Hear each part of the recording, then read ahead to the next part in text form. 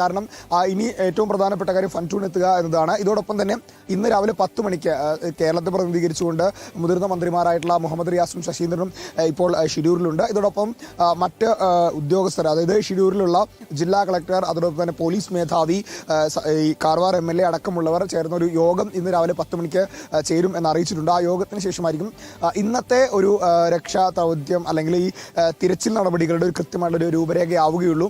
കാരണം ഒരു പുതിയ മെത്തേഡ് പരീക്ഷിക്കാനുള്ള ഒരു ഒരുക്കത്തിലാണ്. കാരണം നേരത്തെ തന്നെ നമുക്കറിയാം വളരെ പ്രതികൂലമായിട്ടുള്ളൊരു കാലാവസ്ഥ, പ്രതികൂലമായിട്ടുള്ളൊരു നദിയുടെ അന്തരീക്ഷം, ഈ ഒരു പശ്ചാത്തലത്തിൽ ഈ പ്രതിസന്ധികളെ തരണം ചെയ്തുകൊണ്ട് സാധ്യമാകുന്ന എല്ലാ സാങ്കേതിക വിദ്യയും ഉപയോഗിച്ചുകൊണ്ടുള്ള ഒരു തിരച്ചിൽ നടപടികൾ, അതാണ് നമുക്കിപ്പോൾ പറയാൻ സാധിക്കുന്നത്. കാരണം ഇതാണോ ഏറ്റവും മികച്ച രീതി എന്ന് ചോദിച്ചാൽ ഒരുപക്ഷെ മറ്റുത്തരങ്ങൾ ഉണ്ടായിരിക്കാം. പക്ഷേ ഇവിടുത്തെ സാഹചര്യത്തിന് ഇത് മാത്രമാണ് ഇപ്പോഴുള്ള രീതി, ഇപ്പോഴുള്ള മാർഗം, ഇപ്പോഴുള്ള ഉത്തരം എന്നതുകൊണ്ട് തന്നെയാണ് ഈ ഫൺടൂൺ പരിശോധനയിലേക്ക് കടന്നിട്ടുള്ളത്.